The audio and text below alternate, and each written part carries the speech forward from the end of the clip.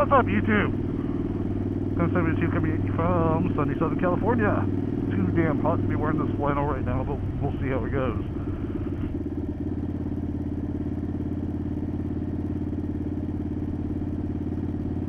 Don't work until 5:30 tonight. It's an overnight film shoot, so I'm heading over to the gym to get a workout in. It's like 10 a.m. My workout in before work, and hopefully I'll be able to take a nap before, but see how that goes. As you can tell, I finally got the bike running, or else I wouldn't be out here on it. Oh God, what a adventure that was. A while back, I was taking the bike out to go for a ride, and it had been a while, so I was doing a little pre-trip inspection and found a big split in my rear tire. Actually, I shouldn't even say it wasn't a huge split, but it was enough to make me uncomfortable. I put the bike away and didn't ride it. And with the way the film industry's been, I did not have the money to get tires. I went to a Harley dealership to ask them because I had a $500 gift card. And they said it was going to be, first of all, it was hard to find the right matching set of tires for my fat bob for some reason. And they did find a set, I forget what kind they were looking at, but it could be like $900. I was thinking, alright, well, you know, I want to get the bike running, you have to figure out how to come up with 400 more bucks. Then the guy tells me, oh, and then we'll have to go to the service department and see how much they're going to charge to install them. What, are you freaking kidding me? We're already over $900 and we're not even installed yet? That's not cool at all. Needless to say, I did not get tires there. Went to another local shop that I've actually gotten tires at before. They actually moved. Their shop is called AIP Speed, and they actually moved into a multi-brand dealership to run their service department. Same guys, same good service. So I went to see them, and they told me $817 out the door. Alright, cool. Still can't afford it, because, you know, film industry. So my bike has sat for quite a while. Well, a generous family member came into some money, and knows how much I love riding my motorcycle and what it does for me mentally. And she said, hey, I'm going to get you your tires, because I was actually thinking about selling the bike. I didn't want it to just sit, which would have broken my heart. So I went and told them, hey, you know, I got the money, can we go ahead and order tires? And they ordered them for me. A few days later, I get the call, hey, your tires are here, so let's make an appointment, we'll figure out when to do this. So I'm thinking, okay, cool. Meantime, I have gone and gotten all my stuff to do 3-hole oil change since the bike's been sitting. I want everything to be fresh. Thinking, well, let's go change the fluids right now, and then we'll make an appointment to get the tires done. So I get the bike out, and I'm thinking, okay, I'm going to go ride it around the neighborhood, even though it's on a rough tire, but I'm not going to be going fast. I'm just going to let it heat cycle while I ride around the neighborhood. No big deal. So I'm getting ready to go cruise around the neighborhood and go to start it up, and I hear a very slight electrical click when I hit the start button, but that's it. Oh, well, damn it. I keep the damn thing on a battery tender. What is going on? So I go get my battery tender, plug it in outside where I already have the bike, and wouldn't you know it, my battery tender is dead. So who knows when that happened, but the bike's been sitting on an unconditioned battery for like 6 months. This time I'm thinking, okay, I'll pull the battery out, and I'm going to run to the Harley dealership to get a new battery tender and have them test my battery. So I gave it to him. I'm not going to mention where my dealership is, because we're going to go into a little bit of a rough experience, and I still like them. I like the people who work there. They're great. So I don't want to badmouth them. None of this is their fault. So I get my battery tested, and I get told, yeah, it's testing okay, but it's on the low end of good. So I'm like, yeah, okay. Makes sense. It's a few years old. No big deal. So I decided I'll just buy a new battery tender. I'm going to take it home, plug it in, and we'll go from there. So I take it home, plug the thing in, and it takes for freaking ever to get a green light.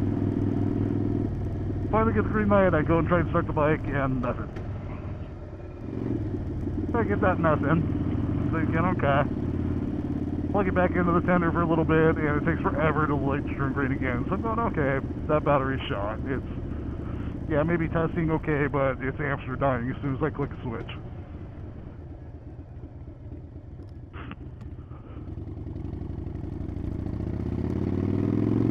So I head back to my Harley dealership to get a new battery, and I tell them, hey, you know, I want the Custom Dynamics battery. I'm sorry, not Custom Dynamics, the Drag Specialties battery. It's got some more cranking amps than the Harley battery does. It's only a few bucks more, so hell with it, why not? So they sell me a battery, and I said, you know, as long as I'm here, I want to change out my starter relay too. Even though I can hear the electrical click, but still, only like 15 bucks to get a relay. So I go ahead and replace that. I go home, put my new relay in, hooking up the Drag Specialties battery, and when I go to put the negative on, I don't even get that little spark. I'm going, oh shit. So new battery, new relay, I go ahead and try it, I turn the bike on, no lights or anything. So clearly it's not going to start. And this is Saturday evening. My Harley dealership is closed on Sunday, Monday. So I'm going, okay, cool. I put the new Drag Specialties battery on the charger and never got a green light over the 3 days that I was waiting. Tuesday morning comes around and I'm at the Harley dealership right as they open. Bring in the battery, go back to the same parts guy. Walk in with my battery, put it down, I tell him, hey bro, this battery's defective. And the funny thing is, he says, how so? And you know, I'm already not in a good mood, so I'm like, bro, it's a fucking battery. How many ways can it be no good? It's not holding a charge. It's done. It's not a good battery. So he says, oh, okay, I gotta go talk to the manager and see what to do about it. So he goes and talks to the manager, comes back and says, hey, I'm sorry, man, we're gonna have to warranty it. Oh, what? You gotta be fucking kidding me. I just bought it the last day you were open. You sold me a bad battery, and now I gotta wait for the company to warranty it? This is horse shit. So I told the guy multiple times that you guys are fucking me. I told him, I'm not mad at you, but this is bullshit. You guys are seriously fucking me over right now. So he goes and talks to the manager, comes back, says, okay, he said he can go ahead and give you the other one that we have here. Yeah, thank you.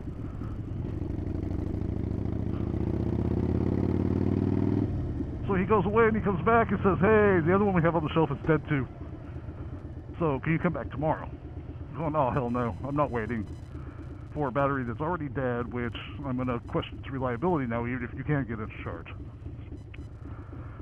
So I took a Harley battery and got the few bucks back. I think that would be the end of the story, but it's not. But from here on out, it was my dumbass fault. It had nothing to do with anybody else. So I get home, throw my new Harley battery in there, thinking, okay, God, I hope this is the end of it. Because, you know, I was thinking from the start that maybe I need a new starter. God, I hope not.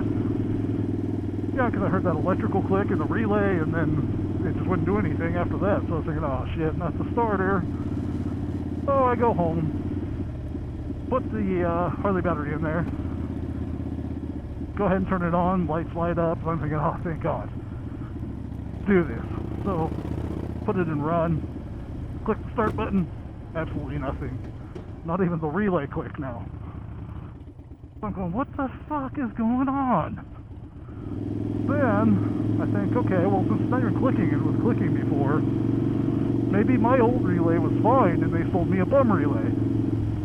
So I go ahead and I put my old relay back in there. Once again, try and start it, nothing. Not even the relay electrical click. We're going, well, fucking A, man. I just can't win. I'm thinking about it. I turn it back on again, thinking about trying again. I look down and I realize the bike was in gear the entire time. That's why it wouldn't do anything. Like, oh, son of a bitch. Put it in neutral. Go to start it again. Nothing. Get the electrical click, but nothing else. And then it crosses my mind that I swapped the relays out and put my old one back in. Once again, I pull my old relay out, put the new one back in, hit the button, and the fucking thing starts. Thinking, oh, thank God. So I got it running, and it's still early. Call AIP Speed and ask them if they have time to do my tires. It's still early in the morning. I can get the tires on. I could be riding this afternoon, but I still haven't changed my fluids yet. Okay, that should only take like 45 minutes or so. I go get my new tires. I go pick up my bike. I bring it home, get it nice and warm. I was like, okay, let's do this fluid change now.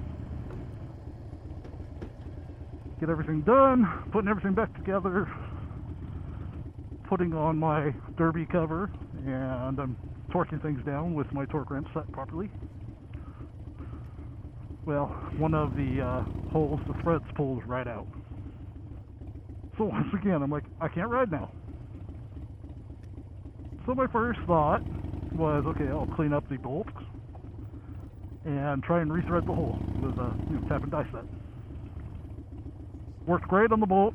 The hole in the primary cover, not so much. That metal was just so soft. So I tried the old zip tie trick where you cut the end up with the zip tie a little bit, throw it in the hole just to tighten things up, and thread down onto that. That didn't work. My last ditch effort, which thank you very much, AutoZone. AutoZone has some helicoil kits. So I went and picked one up, and let me tell you, drilling into your primary cover to widen the hole up for the helicoil to fit is not a comfortable thing to do at all. I was so scared doing it. First helicoil did not work out. It got screwed up when I was trying to insert it, and I had to rip it out of there, and it destroyed it. Thinking this just is not going to happen. I try one more time. The second one finally works. By this time, the day is gone. I spent all day doing this. I ended up going for maybe about a half-hour ride through a couple of the canyons just to get my fix, since I hadn't been on the bike in a while. And now finally, everything's working right.